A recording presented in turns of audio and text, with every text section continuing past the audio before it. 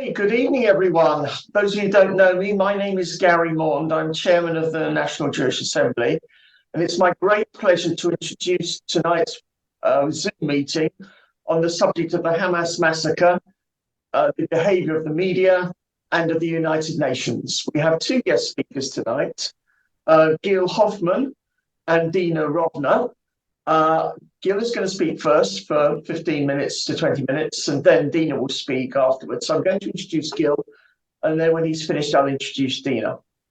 So Gil Hoffman's the Executive Director of Honest Reporting, which fights for Israel in the international mainstream and social media. He previously served as Chief Political Correspondent and Analyst for the Jerusalem Post for a colossal 24 years. Indeed, the Allgemeine website named him one of the top 100 people positively influencing Jewish life, alongside Presidents Biden and Zelensky, and Prime Ministers Sunak and Netanyahu. He was raised in Chicago, graduated magna cum laude from Northwestern University's School of Journalism, and he's been a reserve soldier in the IDF spokesperson's unit. He has lectured in every major English-speaking country in the world, more than half of Canada's provinces, and recently made history in Hawaii by becoming the first speaker there, by becoming the first speaker anywhere, to have lectured about Israel in all 50 US states. Gil, over to you. Gary, thank you so much for this opportunity, and Steve and Dahlia and the others at the NJA. I had the privilege of speaking in St. John's Wood for the NJA back in the spring, and I talked about how things could get worse if things don't get better soon, and I did not know, nor did anyone, how bad they could be. I talked at the time about how an IDF official close to the Chief of Staff of the Army, who I can now reveal was the spokesman Daniel Hagari, who is now become this international face of this war, warned that Israelis were not ready for war, that they had gotten used to what he called boutique wars that last a couple days and nobody on the Israeli side gets hurt. He said real war is multiple fronts and lasting a long time and a lot of people dying. Now, little did we know how little the IDF was not ready either, and that is not the subject of this talk, but I could talk about it for an hour. That day, October 7th, that dreaded day, was on the way to the synagogue with my little girl, and then a siren went off, and we had no idea why. We weren't looking at our phones that day. We had no idea what horrible things were going on, but we knew that we needed to pray. And my told my little girl, go upstairs to mommy. I'll go to synagogue quickly. I'll be back soon. She said, no, Daddy, we have to daven. 6 years old. And she stayed with me the whole time. And anytime I turned my head away, she put my head back into the prayer book and said, Daddy, daven. That was a horrible, horrible day. And that was the day of this war, of course, that we got the best coverage in the media. Already, then there was actually some empathy in the media outlets around the world. The newspapers the following day showed Noah Argamani, a young woman being dragged into Gaza from the Supernova Dance Festival with the headlines, a war crime, don't kill me, Israel's September 11th. And you had the CNN anchors actually cry in their reports from that dance festival, from what they saw. Even the BBC for a few hours reported us somewhat accurately. But that didn't last very long. And as we've come away from October 7th, of course, the media coverage has gotten worse and worse and worse. We are getting massacred in the media battlefield. There's 3 battlefields that are going on for Israel's existence. On the military battlefield, we thought until October 7th we had a clear advantage. On university campuses, obviously we thought we had a great disadvantage, and it's gotten scary. And then there's the media battlefield, which is the fairest fight, and the one in which you, the 100 or so people on this call, could all participate in and help us with by doing your part. So, a brief media history of this war. This war, while we've said that the coverage of Israel has gotten worse and worse and worse, so has the shame that the media has gone through, which is important. The media has gone through a series of mess ups that have made them lose whatever integrity they have around the world. The world is finally starting to realize media reports from Gaza cannot be trusted. Gaza is controlled by Hamas, recognized terrorist organization.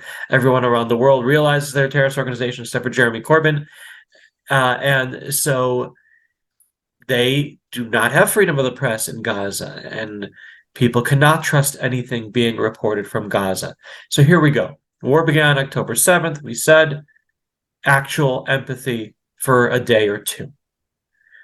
October 11th, Honest Reporting, the main organization monitoring the media and its Israel coverage around the world, reveals that the Associated Press writer, who had been the person whose articles are read the most around the world in coverage from Gaza, Issam Adwan, had written over the past year on his social media in English that Israel must be annihilated, that the Palestinians must revolt, and that Israelis are Nazis. The Associated Press announces that they will not fire, but suspend this reporter while they are, quote, looking into it. What there is to look into, I don't know, but thankfully he has not come back. October 11th, 3 days later, was, of course, the hospital screw-up, where the entire world assumed that the Hamas health department must be telling the truth, that they're no different than the what is it, NIH there in England, that's what the numbers they put out. Of course it must be right. Treating Hamas as if they're Jesus. NHS, thank you. So that definitely put the egg on the face of the media outlets all around the world. And of course, Israel looked bad during those 4 hours. And the phrase that I heard in New Orleans in the United States was, you can't put the toothpaste back into the tube. Well, by the time we corrected it 4 hours later, the entire world believed it, that Israel had attacked a hospital and killed 500 people. According to Sky News, 800 people. They always have to outdo. And most of them women and children, of course. And of course, it turned out to be so far from the truth. As bad as this incorrect report did to Israel's image, I think it hurt the media more. October 19th, it's discovered that Suleiman Hiji is rehired by the New York Times. Suleiman Hiji is one of 3 New York Times reporters who were fired in the fall of 2022 due to reports by Honest Reporting exposing them as supporting Nazis and Hitler, praising Hitler on social media, or praising Hamas. The New York Times rehired him. They said, when they were questioned about this, well, last year he violated our rules. This year he won't. And there was, of course, a public outcry. Gilad Erdan, our ambassador in the United Nations, said the New York Times just rehired a Nazi shamelessly. And after a couple days after that, his byline has not resurfaced in the New York Times. October 23, Honest Reporting reveals that the head of photographs and digital for Reuters in the entire Middle East openly supported terror on his social media over the years, and especially when he was part of various anti-Israel Palestinian organizations. October 30th, the media reports incorrectly that an IDF soldier, Ori Megiddish, was released by Hamas, when the truth is that she was rescued by Israel. November 8th is when Honest Reporting broke out with its photographer expose that photographers who had worked for CNN, the New York Times, the Associated Press, and Reuters had mysteriously appeared early in the morning on October 7th. Now, we didn't claim that we knew that they were embedded with Hamas or that they had foreknowledge of this Hamas attack, that Hamas really kept pretty guarded. Even Nasrallah said that he didn't even know. But we question, well, how did they know to be there so early? Now, there are, of course, those who reported as if we said they were embedded or that they had foreknowledge, and it caused a big scandal around the world. And the important thing that came out from that scandal is that Hassan Asliach, who had been employed by AP and CNN, even though he was very close to Yahya Sinwar, the head of Hamas, was let go by both of those very important media outlets. Were it not for Honest Reporting, he would still be the one telling people around the world on CNN what's going on and taking pictures for the Associated Press, photographed around the world, knowing that his goal is to impress his friends in Hamas and magnify their achievements. I mean, he was shown on the way from Gaza to Israel carrying a grenade. This is not a journalist.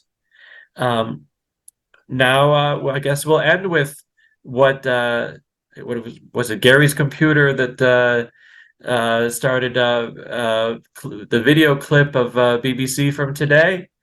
Well, we at Honest Reporting were among the first to highlight. There's Sussex Friends of Israel, the error by the BBC, as if the IDF had gone into hospitals looking for medical teams to kill in Arabic speakers in a hospital in Gaza. There are a lot of people who speak Arabic in a hospital in Gaza.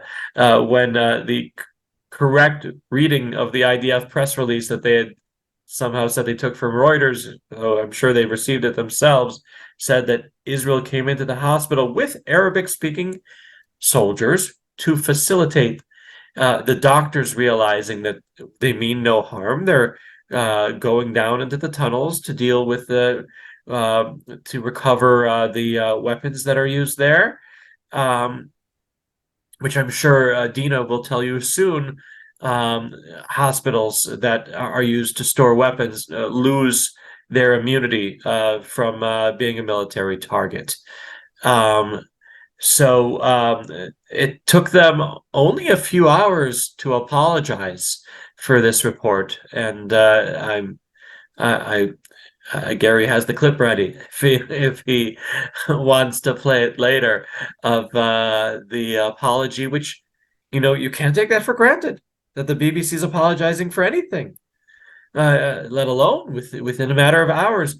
I think that just shows how egregious that mistake was, that they couldn't bear with all the pressure that they were under.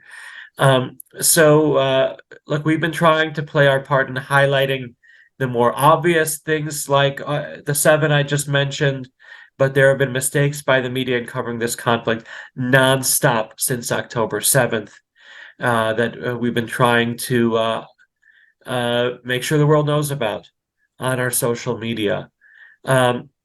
Honest Reporting is a small team. We have only 3 writers and 1 social media staffer who is very overworked.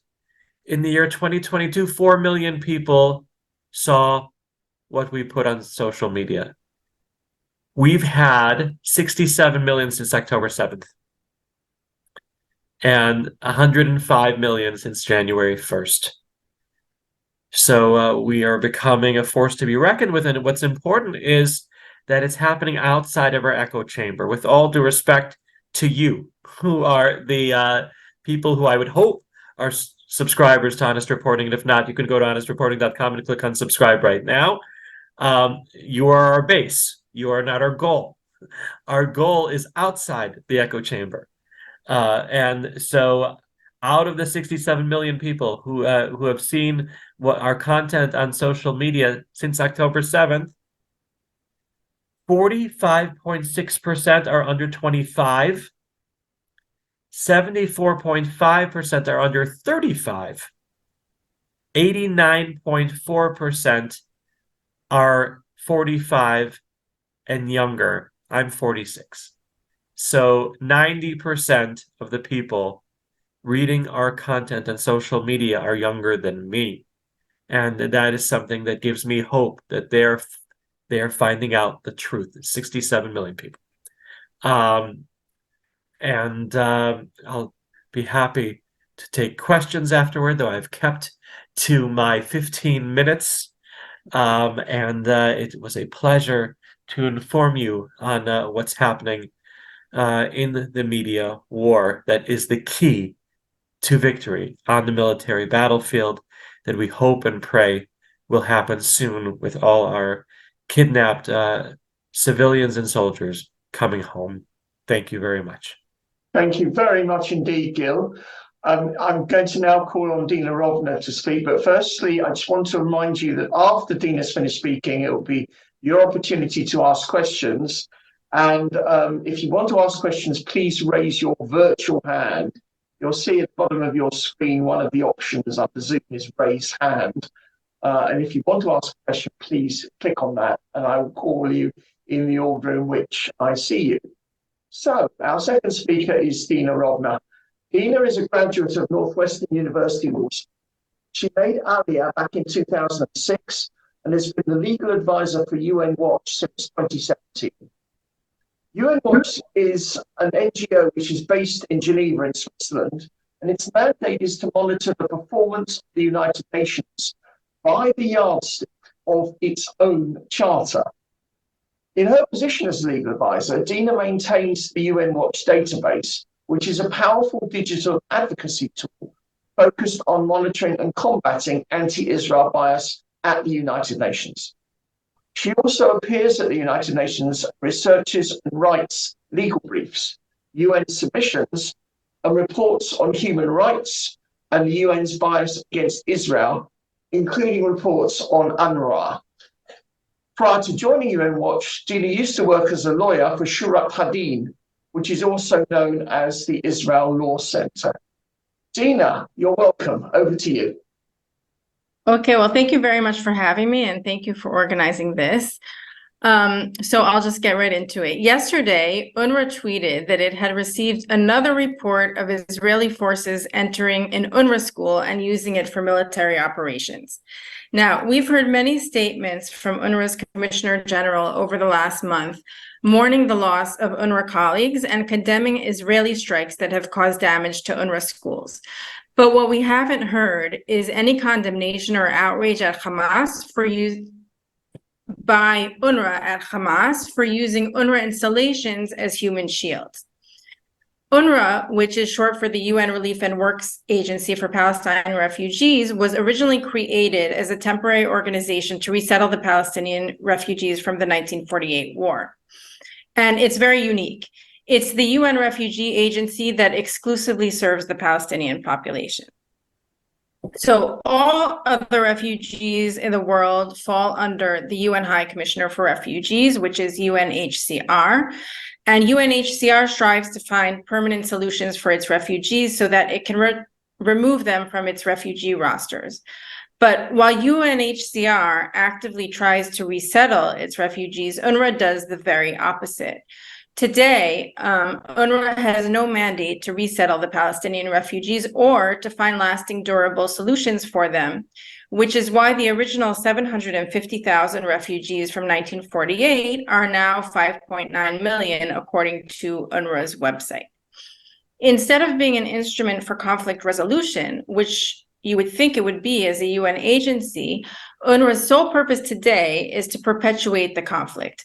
And it does this by multiplying generations upon generations of Palestinians as so-called refugees, and by promoting the myth of a right of return, which would mean the end of Israel as a Jewish state.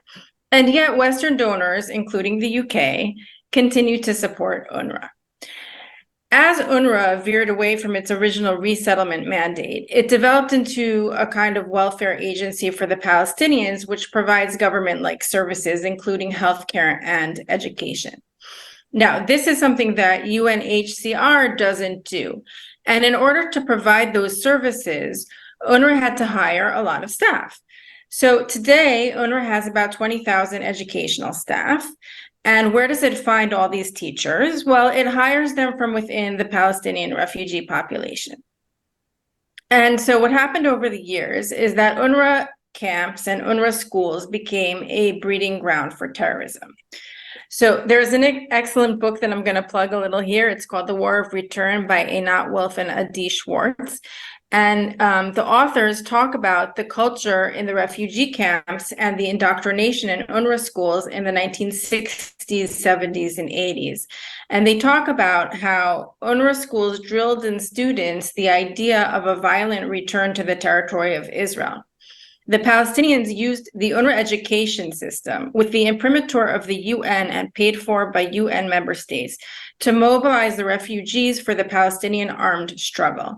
So we should not be surprised that almost all of the perpetrators of the 1972 Munich Olympics massacre were educated in UNRWA schools, or that the chief architect of Hamas's terrible October 7th massacre, Mohammed Deif, who is the head of the Al-Qassam brigades, graduated from an UNRWA school, or that the Hamas terrorists who carried out the drive-by shooting of the D family last April, tragically killing Lucy D and two of her daughters, had attended an UNRWA school.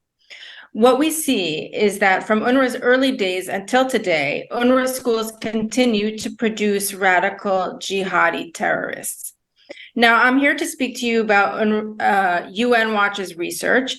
And our research focuses just on one aspect of this, which is UNRWA staff anti-Semitism and support for terrorism on social media. So since 2015, we have exposed over 150 cases of UNRWA staff who have posted on Facebook blatant anti-Semitism, and I'm talking about praise for Hitler, conspiracy theories about Jews controlling the world, stereotypes about greedy, hook-nosed Jews, and then also terror incitement, like praising terror attacks, glorifying terrorists as martyrs, calling to liberate Palestine with guns. So after Hamas's massacre on October 7th, we started going through Facebook profiles of UNRWA staff, and we found really shocking evidence of UNRWA teachers cheering on Hamas's atrocities that day. And I can give you some examples. There was Osama Ahmad, a teacher in Gaza, who wrote, "Allah is great, reality exceeds imagination." And that was just 2 days after the same teacher had celebrated World Teachers Day. And then there was another, a woman, Rawia Hellis, an UNRWA Training Center director, who glorified one of the October 7th terrorists as a hero, a raider, and the Prince of Khan Yunis. And UNRWA employee Mohammed al-Sheikh Ali, who condemned Palestinians trying to evacuate from the north of Gaza as traitors who should get what traitors deserve. And then there was Naveen Afana, a psychological school counselor, who prayed for victory for the Mujahideen. So last week we published these findings in a new report, which is called UNRWA, Hate Starts Here, and you can find that on our website. And our research has always focused on UNRWA staff social media posts, our point being that this is a symptom of a much more fundamental problem, which is that UNRWA hires anti-Semitic and terrorist supporting staff and then places them in classrooms to serve as role models for impressionable Palestinian students. So the fact that a teacher is praising a terrorist attack, glorifying a terrorist, encouraging armed struggle and martyrdom, these are all violations of UN neutrality that should be enough to get the teacher fired. So we ask, why are these people being hired in the first place? And that's our main complaint against UNRWA. Now, UNRWA's response to our research is always to deny the problem and attack the messenger. And we saw this just now. A few days after our new report came out, UNRWA Commissioner General Philippe Lazzarini tweeted, quote, false and insidious claims that our schools teach hatred, plus that we have let the people of Gaza down, come from those who want at UNRWA to fail. And then in a November 9th statement about the situation in Gaza, the day after our report came out, Philippe Lazzarini made sure to talk about how UNRWA teaches human rights. And this is what he said. He said, my colleague Fareed is our education chief in Gaza. When he meets his students inside our shelters, they ask him why UNRWA invested so much time teaching them about conflict resolution and human rights if these values do not apply to them in Gaza. What should he answer? And actually, there's a whole section on UNRWA's website where they explain about their human rights program, and they say that it promotes nonviolence, healthy communication skills, peaceful conflict resolution, human rights, tolerance, and good citizenship. So really, UNRWA promotes nonviolence and peaceful conflict resolution? Our research shows otherwise. Now, earlier this year in March, we had published another report, which is called UNRWA Education Reform or Regression. And that was a joint report that we did with the Institute for Monitoring Peace and Cultural Tolerance in School Education, also known as Impact SE.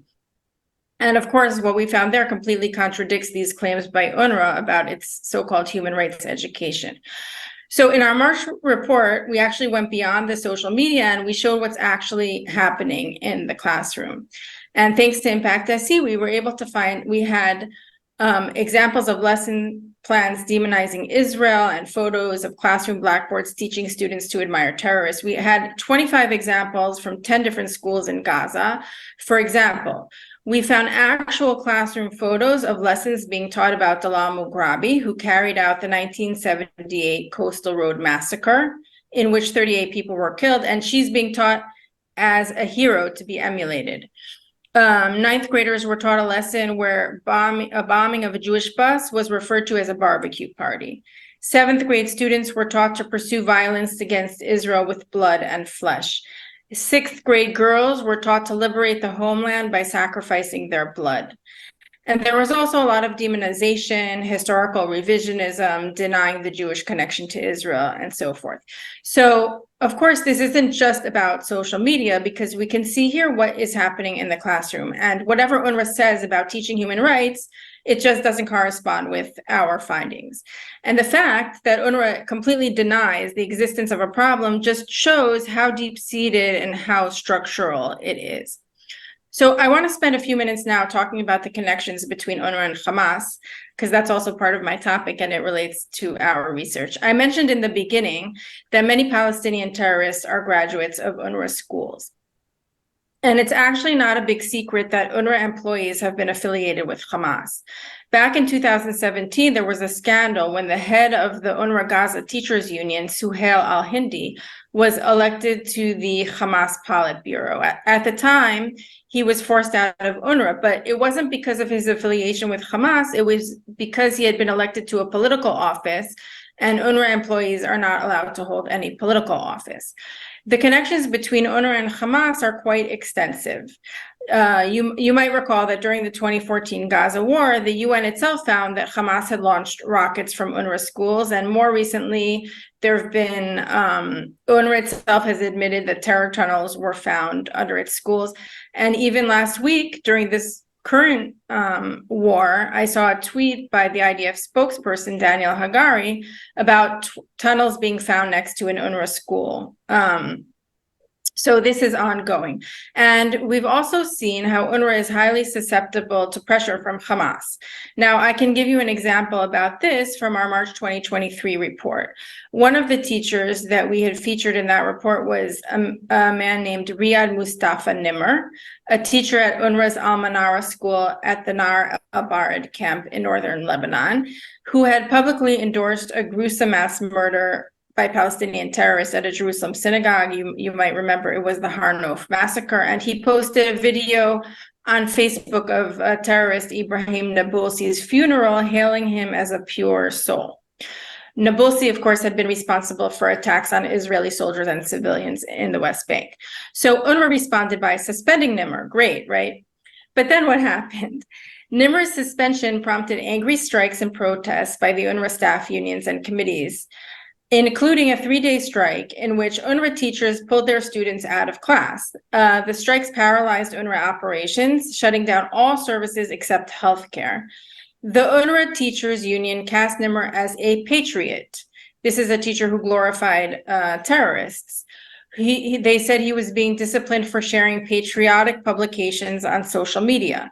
They called UNRWA's actions arbitrary and accused it of submitting to blackmail by Zionist institutions. The teachers union also described UNRWA as, and this is their quote, the main political witness to our cause. So this is how the Palestinians see UNRWA.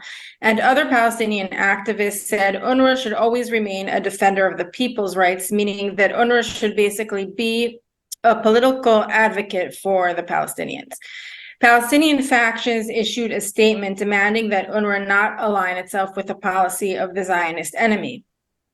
They insisted that UNRWA must stand up to the daily crime against our people and our beloved homeland, Palestine, meaning UNRWA should advocate for the Palestinian cause.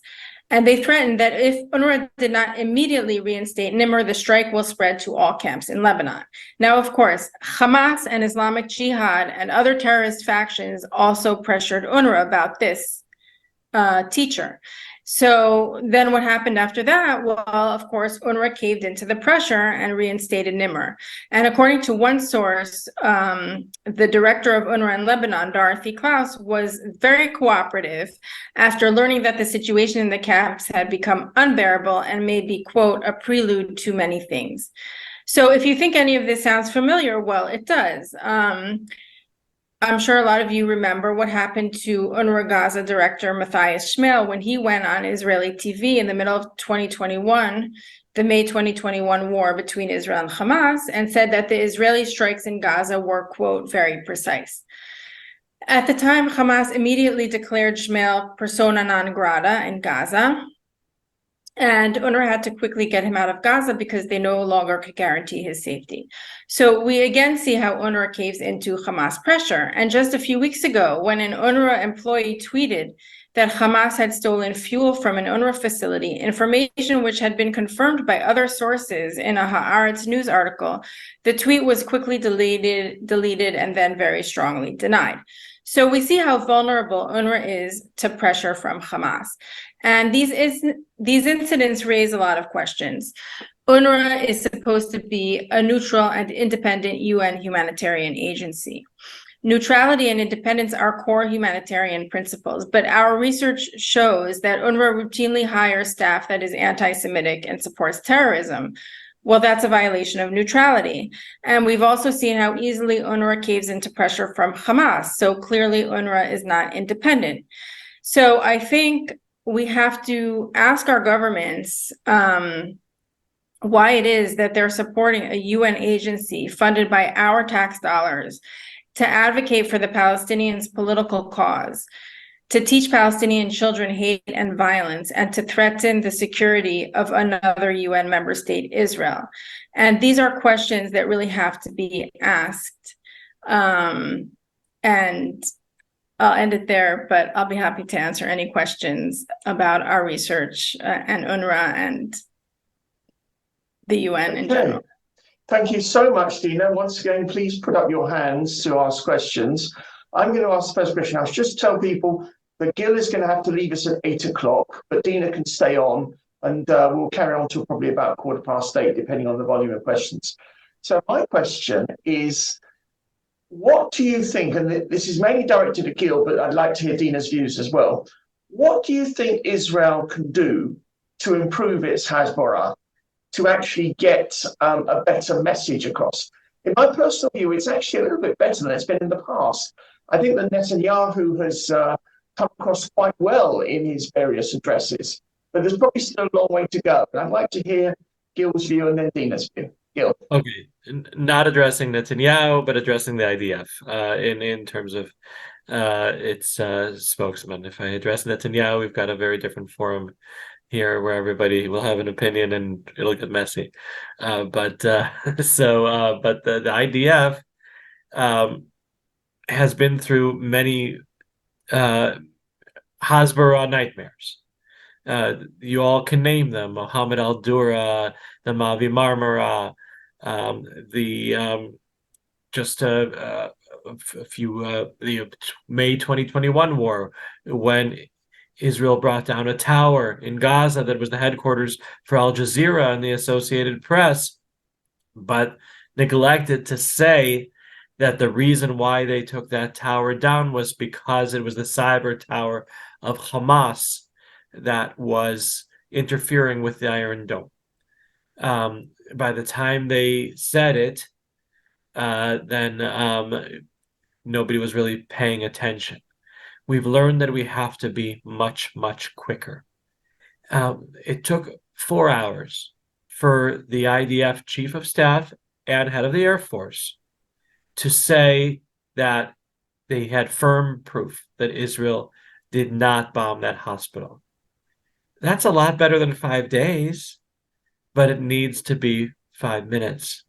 I don't know if it will ever be 5 minutes, but look, they've made other smart decisions. Instead of revealing this 40-minute video of disgusting things that happened on October 7th to the entire world, they've done it to influencers and journalists and diplomats and politicians around the world in order to maximize its impact.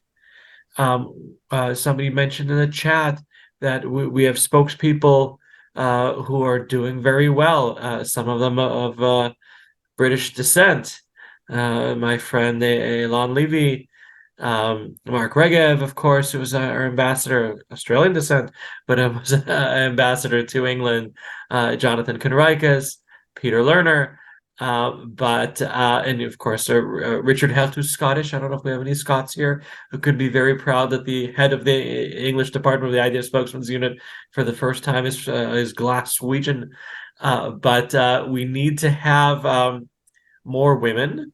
We need to have more Sephardim and people of color. We need to have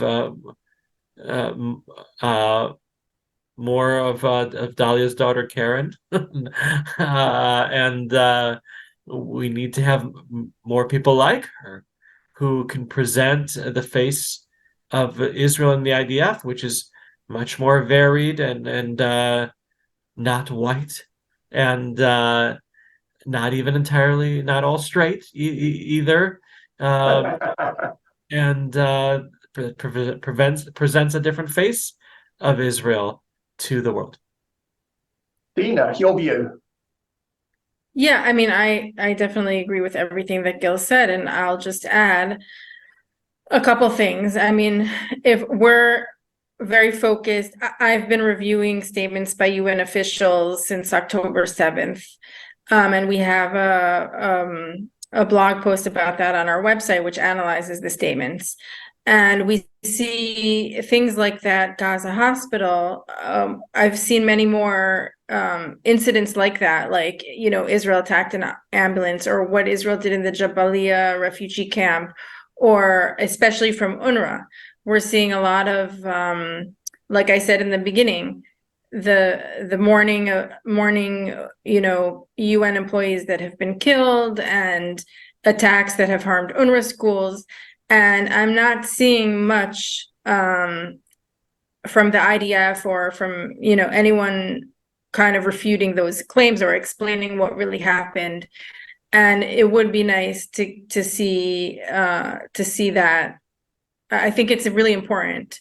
If, an UNRWA school was damaged, I want to see information in the public domain quickly. Well, this is what happened, or it wasn't us, or something like that.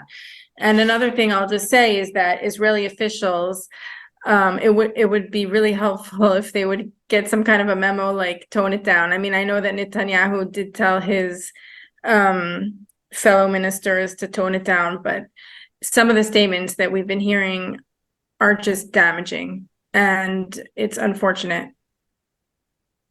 Okay. Can I see? I did see Audrey Brent had her hand up, but it seems to have gone. Audrey, do you want to ask a question? No, I don't see you. In which case, any other questions? Otherwise, I'll ask another question. Do feel free. Audrey, you're there. Audrey, floor is yours. Please take yourself off mute. You're on mute. I just wondered if Gil could repeat what he said about the BBC, which has been driving me nuts because he froze on my computer anyway. When he was talking, just as he started talking about the BBC. Gary, do you have the apology video ready? Sorry? No, I don't have a video. I'm not quite sure why you think I have a video. Oh, Someone I else. heard Sorry, at the I mean, beginning someone had played it. no. It wasn't Mute me. a video of you. As soon as you started talking about the BBC, you froze.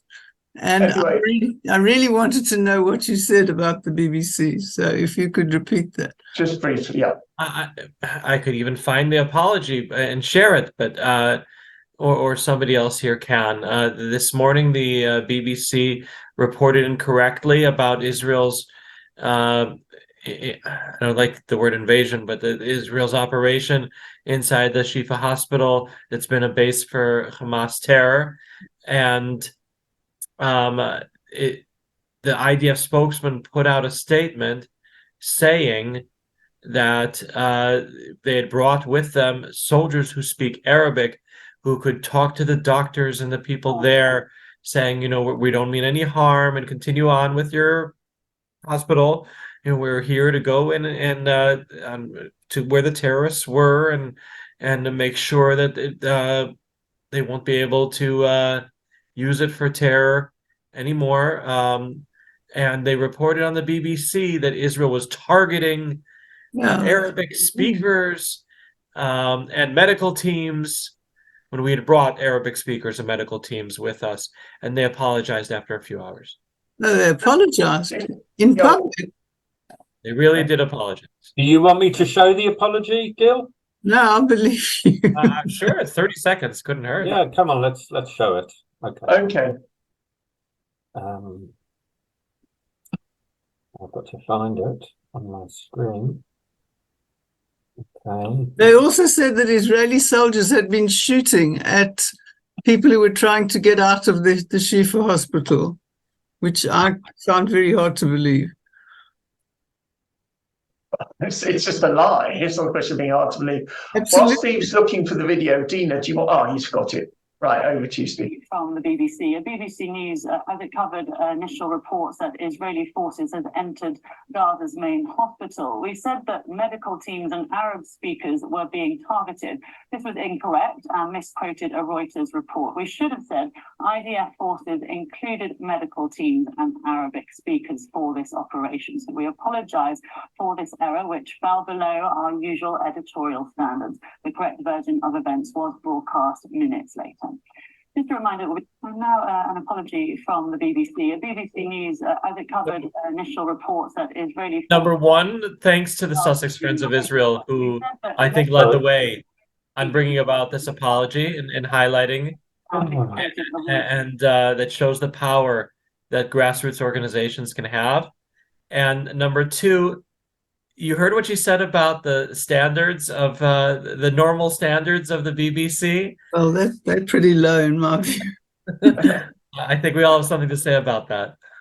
Okay, Hilda Sandal-Lewin, would you like to ask your question?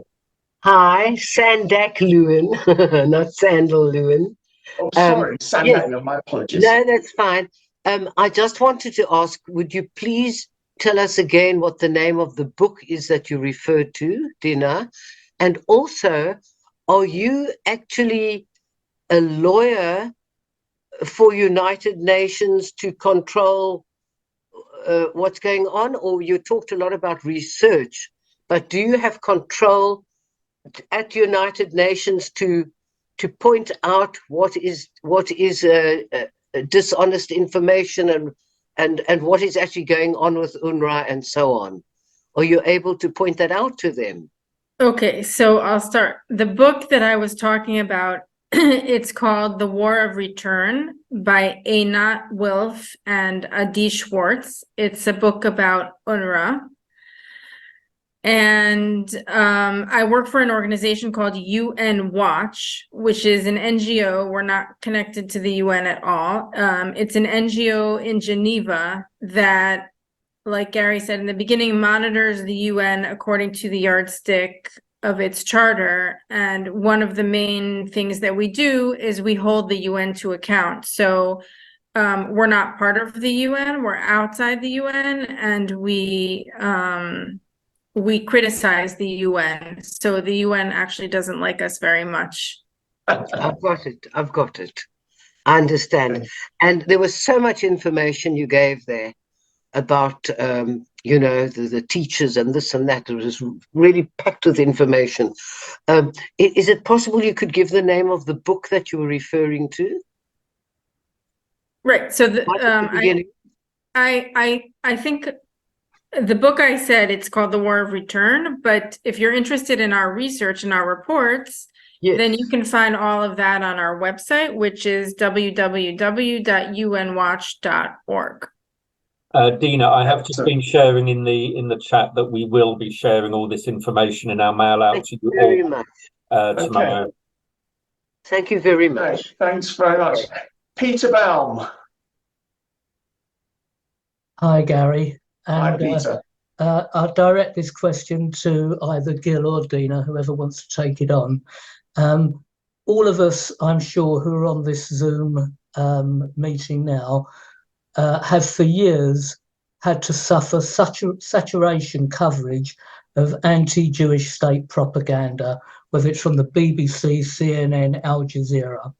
Is it not beyond the wit of the Israeli government to invest in a TV channel backed by some Jewish philanthropists who I'm sure would be only too willing to assist, to have a mainstream TV channel? When I watch Sky TV, Nigeria have got 3 channels, India have got 2, Turkey have got 1.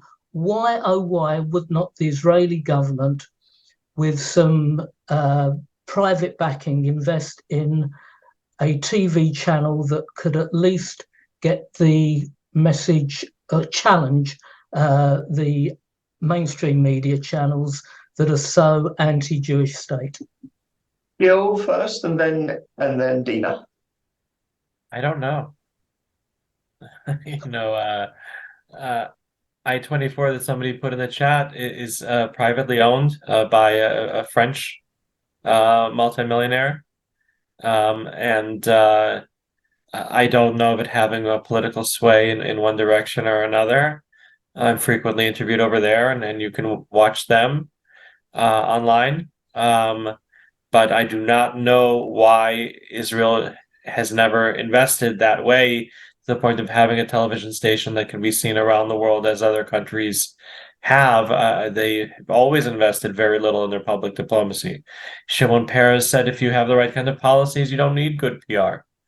And he was very, very wrong. Yeah. Dina, your view.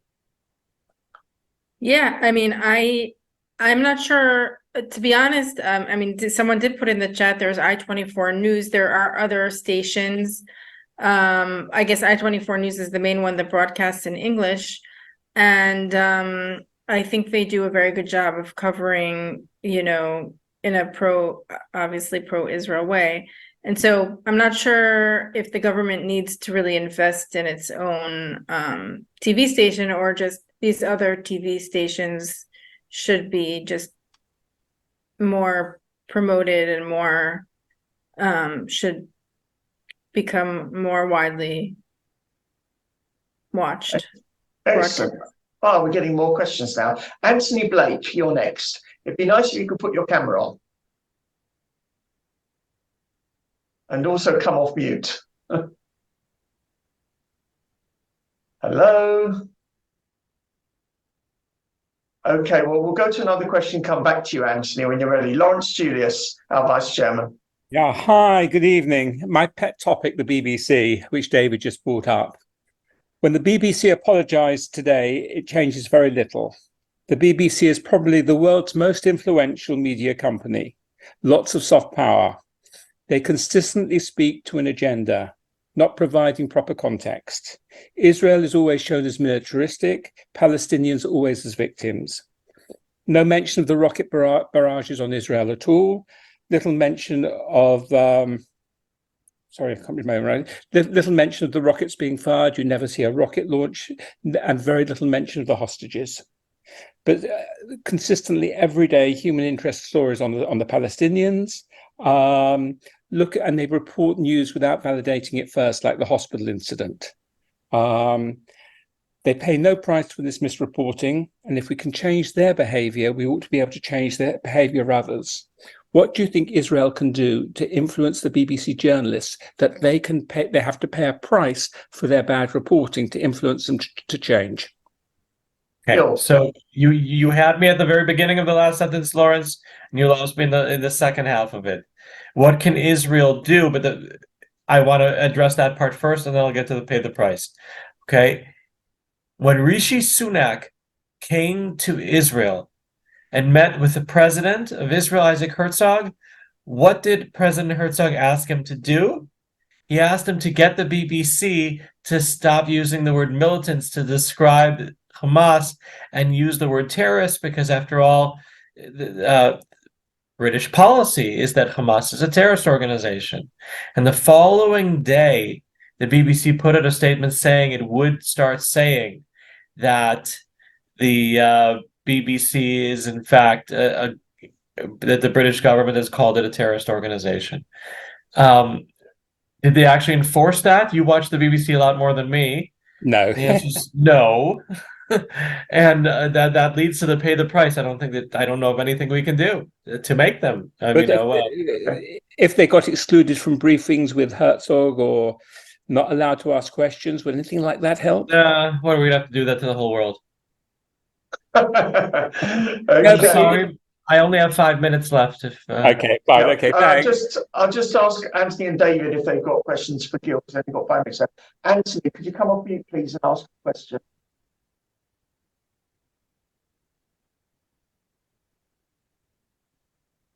You're on mute, Anthony. We can't hear you.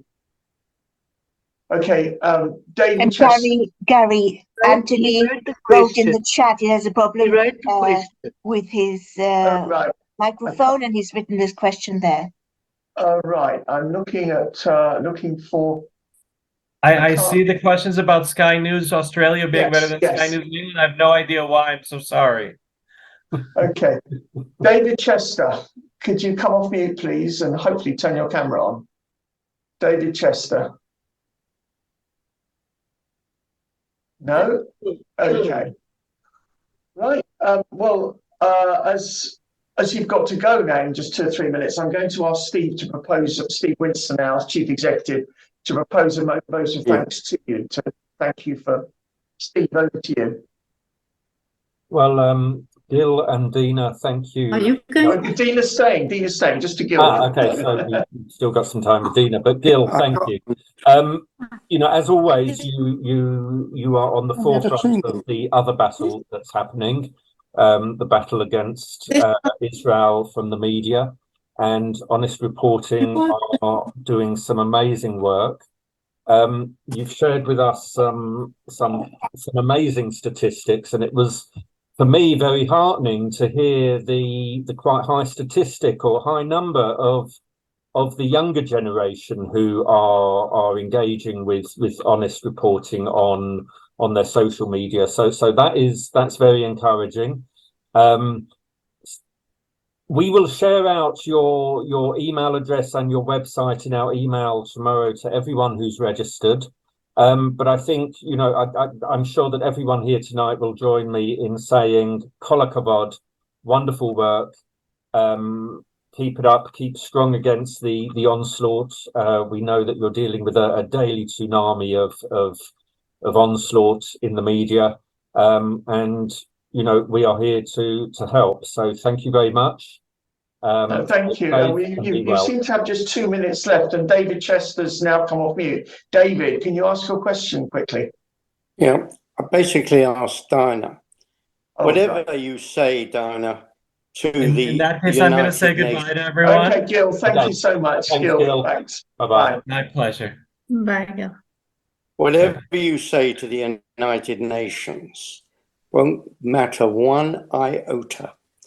They have forever criticized Israel in every possible way. every time they meet, one of their resolutions will always be anti-Israel. You can tell them that Israel has suddenly given them Hamas $5 billion and they'd find something wrong with it. United Nations couldn't care less about UNRWA, and the Western world gives money to UNRWA all the time, even though they know they publish the most disgusting information for their children. Their curriculums are all murder this one, murder that one. There is no way that anybody can change the United Nations. That's my view. Dina, your thoughts? Okay, well, I mean, yes, you raised some very good points. The UN and what UN Watch does really is we expose the anti-Israel bias and the anti-Israel discrimination at the UN. One thing that we have that's not really part of this topic that I was talking about today, we have the UN Watch database, which you can find on our website. It's www.unwatch.org/database, where we track the UN resolutions. And yes, of course, it's a big problem. But I will say that we see sometimes our work does have an impact. We see there's definitely, unfortunately, people around the world respect the UN and they look to the UN for information. And it is important that it's important. The work that we do is very important because it shows how, exposing the bias of the UN and showing how one-sided it is. It's very important for people to see that.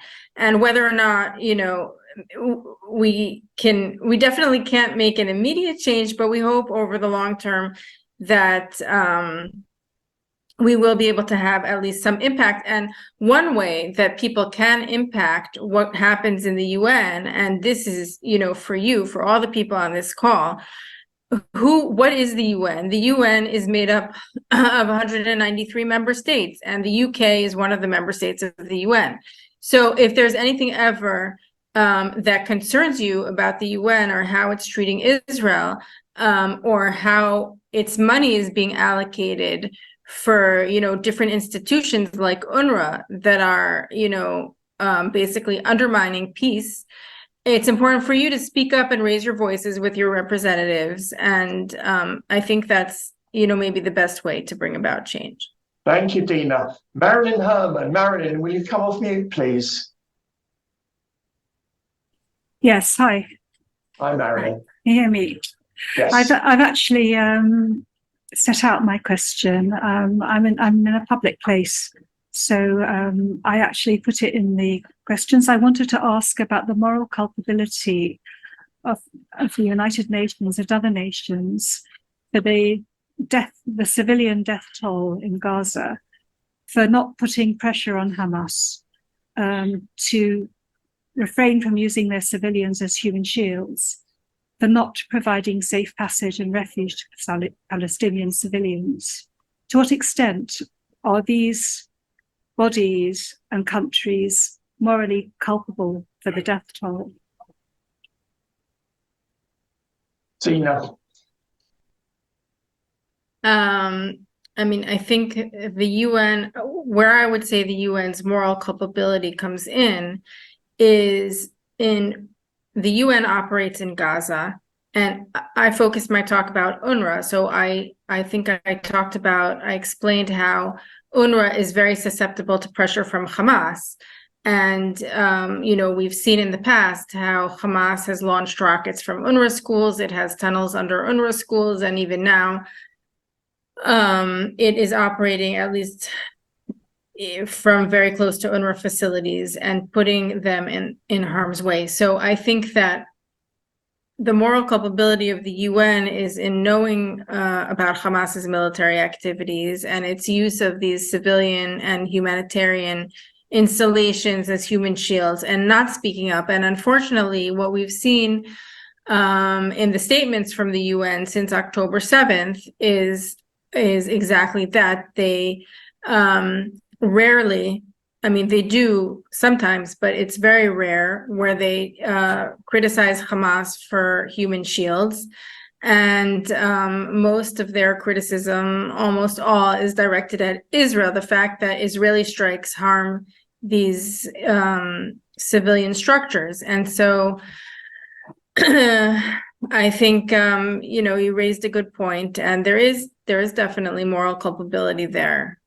How we can hold them to account is a different question, because, you know, it's the UN and it's not a simple matter. Thank you, Dina. Gerard Beanstalk, if you come off mute and preferably turn on your camera so we can see you. There we go. Hello. Hi, Gerard. Does UN Watch also highlight when UN announcements and people involved in the UN are slightly more favourable to Israel or even favourable to Israel, so that positive stuff can be promoted as well as negative stuff being shouted at? Because I think just choosing to scream at one figurehead, which is what I felt like the Israeli government did earlier with Guterres, isn't necessarily going to help us influencing the UN longer term, I don't think. Or I could be wrong. I don't follow the UN that much at all. Okay, well, UN Watch, I mean, definitely when there's a favorable, if there's a favorable, something favorable, we would highlight that too. And if you go on our Twitter account, we have two Twitter accounts. One is the UN Watch Twitter account, and the other one is Hillel Neuer's Twitter account. And, you know, there are many tweets there which, you know, point out good things also. But unfortunately, when it comes to Israel, there's really nothing good to point out, unfortunately. And so the main UN officials that we follow, or that we're following now with this conflict, it's the Secretary General, the High Commissioner for Human Rights, the different human rights experts and organizations that, you know, are speaking out on these issues because they're active in this area, and almost all of it is anti-Israel. Okay. Do we have any other questions? Steve, is there anything in the chat that you've seen that... Yes. So someone has asked, are there any other schools in Gaza other than UNRWA operated schools? Yeah, okay. So I'll just give a bit of background about UNRWA. UNRWA is the Palestine refugee, the UN refugee agency for the Palestinians. And like I said in my talk, it provides government services. And so, but, you know, it's important to know that not all of the Palestinians are considered refugees. It's only those that are, you know, that had to leave their homes in 1948 for whatever reason, that are registered with UNRWA as refugees. And so, for example, in Gaza, you have 2.2 million. The population is around 2.2 million, and I think it's around 1.4 or 1.5 million of them that are registered with UNRWA as refugees. And so it's the same in the West Bank, where, you know, the population itself is bigger than the number of UNRWA refugees. And so throughout those areas, there are other schools. In the West Bank, it's Palestinian Authority schools. And in Gaza, I guess it would be Hamas schools. But, you know, the Palestinian Authority, UNRWA uses the Palestinian Authority textbooks. They use what they call the host country curriculum. And so it's not that the Palestinian Authority schools are any better than the UNRWA schools. And I mean, the Hamas schools, I think you can imagine what they would teach there. So Exactly. Steve, are there any other questions that catch your eye in the chat, Steve? None that haven't seemingly been addressed. One's just come through from someone else. Why isn't the UN pushing for the Red Cross or Red Crescent to visit the hostages? I don't know. It's a great question. I don't know. I know that I know that yesterday or the day before they had a meeting with the UN in Geneva, I think it was, pressing them to pressurize the Red Cross or Red Crescent to visit the hostages. So we'll just have to see what happens there, I guess. Okay. Right. Well, thank everyone very, very much. For coming. In a moment, I'm going to ask Steve to propose a vote of thanks to Dina. I would just want to say that we're going to have several more speaker meetings over the course of the coming month, and you'll all be notified, and they'll be widely advertised the way this one was, the previous ones have been. The next face-to-face event we're having is on Monday, the 11th of December, which will be our Hanukkah party, which is going to be at the House of Lords. You can buy tickets for it if you go to our website, www.nja.org.uk. I'm sure we're going to circulate more information about it, more reminders about it in the coming weeks. Steve, over to you. Okay, thank you, Gary. Just on further to what Gary has said, in our email out to you tomorrow that will have the recording to this session, we will be including the Hanukkah afternoon tea event, so do look out for that. Just one last question just came through as Gary started to draw the meeting to a close. A couple of things. Why isn't the, oh, sorry, I've asked that one. Can UNRWA be sued, or are they immune from legal action? Yeah, well, basically, any UN agency is immune from legal action. So it's almost impossible to sue them. I'm not sure how we do that. Okay. That's why the best way to put pressure on them is through donor states. What? To what? Okay. So, sorry, can you just repeat that last part? Donor states. Right. Yep. Okay.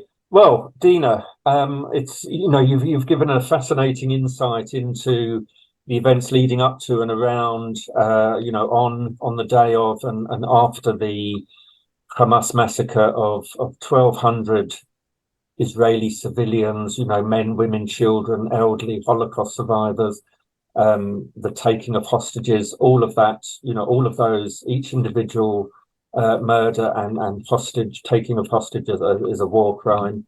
Again, all of us here are big fans of UN Watch. You do some amazing work, and when we see you guys at the UN chambers speaking out in such a hostile environment, I often find myself clapping at the screen when I watch it. So thank you for all the amazing work that you're doing. We can but hope that over time things might improve, but I guess we won't hold our breath. But thank you for imparting all your knowledge and experience and observations with us this evening, and we look forward to more information coming from UN Watch and more action. Thank you. Thank you. Thank you so much. Thank you, Dina. Thank you so much, Dina. And I wish everybody a very good evening and hope to see you at our next meeting.